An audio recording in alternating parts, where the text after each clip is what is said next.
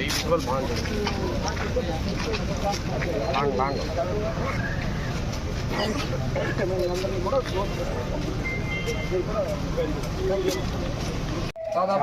చాలా ఒక సంవత్సరం అయిందా? 6 months. చాలా రోజులు కాదు, ఇప్పుడే 4 months బ్యాక్. పిల్లలు ఉన్నారా? లేదు సార్, 3 నెలలు అవుతుంది. మ్యారేజ్ అయ్యి 3 నెలలు అయింది. మీ లైఫ్ వచ్చింది కదా, లైఫ్ ని చూసుకోవాలి. అర్థమైందా? కేసుని రిజిస్టర్ చేసి లోపలికి పెట్టామంటే మళ్ళీ పర్సనల్ లైఫ్ స్పాయిల్ అవుతాయి. అర్థమైందా లేదా? Okay sir. మీ పేరేంటి? తమ్ముడువా? మీరు సొంత తమ్ముడువా? మీరు అక్కడే పనికి వెళ్తున్నారా? ఇక్కడ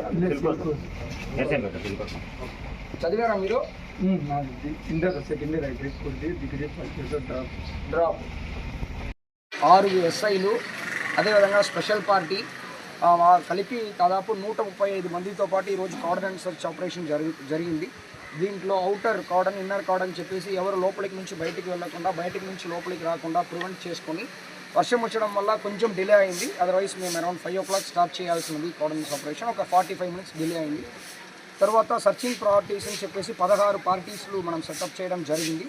మనకి డ్రోన్ కెమెరాస్తో పాటు, బాడీ వాన్ కెమెరాస్తో పాటు mobile scanning devices, check devices అని చెప్పేసి ఈ ఫింగర్ ప్రింట్స్, అంటే ప్రీవియస్ అఫెండర్స్ ఉన్నారంటే వాళ్ళు ఒకవేళ ఉన్నారంటే వాళ్ళు గురించిన డేటా కలెక్ట్ చేసుకోవడం కోసం మొబైల్ స్కానింగ్ ఫింగర్ ప్రింట్ డివైసెస్తో పాటు ఈరోజు కార్డన్ సర్చ్ ఆపరేషన్స్ కండక్ట్ చేయడం జరిగింది.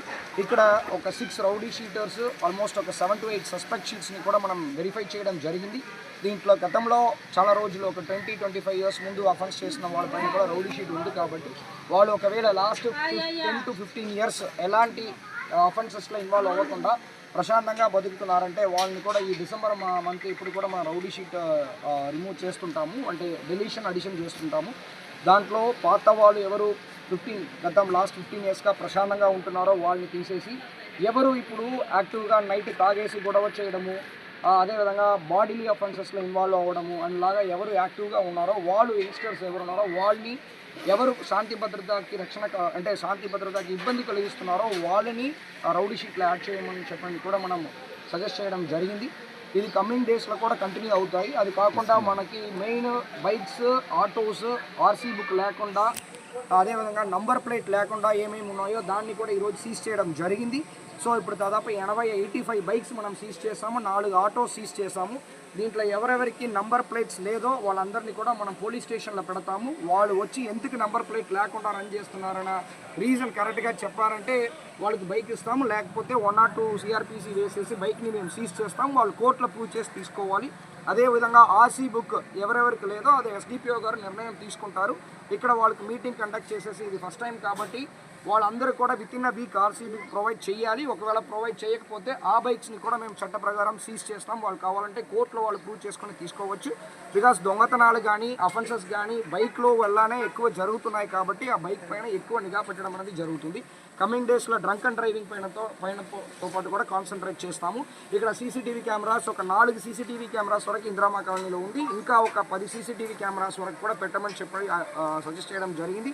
ప్రజలందరూ కూడా కోఆపరేట్ చేస్తూ, ఒక CCTV కెమెరా 5,000 6,000 పైన రాదు కాబట్టి ఇక్కడ ఉన్న ఒక 300 హౌస్లో కూడా కనీసం దాదాపు ఒక 1,000 రూపాయలు ఇచ్చినా మనం ఈజీలీ 5-6 CCTV కెమెరాస్, మంచి CCTV కెమెరాస్ పెట్టచ్చని చెప్పేసి మనం సజెస్ట్ చేయడం జరిగింది. సో ఇప్పుడు నుంచి ఈ కార్డన్ సెర్చ్ ఆపరేషన్ అనేది ఏ ఏరియాస్లో ట్రబుల్ మాంగర్స్ ఉన్నారో, ఎవరెవరు పోలీస్కి ఇబ్బంది కలిగిస్తున్నారో వాళ్ళు అన్ని చోట్ల కూడా ఈ కార్డన్ సెర్చ్ ఆపరేషన్ అనేది జరుగుతాయి. వాళ్ళు ఎవరెవరు యాక్టివ్గా రౌడీజం చేస్తున్నారో వాళ్ళపైన గట్టిన చర్యలు తీసుకోబడతాయి.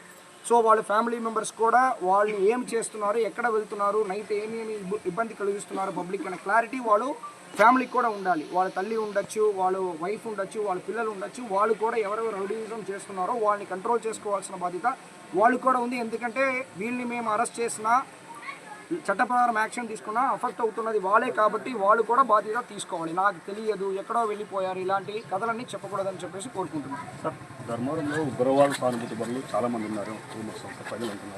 ఓన్లీ ఇది కార్డన్ సెర్చ్ ఆపరేషన్ సంబంధించిన క్వశ్చన్స్ ఉందంటే అడగండి, రిమైనింగ్ క్వశ్చన్స్ అవసరం లేదు. ఆ మీటింగ్ పెట్టినప్పుడు ఆ మీటింగ్ గురించి నేను క్లారిటీ ఇచ్చాను. వేరే ఏదైనా ఉన్నప్పుడు నేను సపరేట్గా మీటింగ్ ఇస్తాను. ఇప్పుడు కార్డన్ సెర్చ్ ఆపరేషన్ గురించి దానికి సంబంధించిన క్వశ్చన్స్ ఉందంటే నాకు చెప్పండి. Thank you.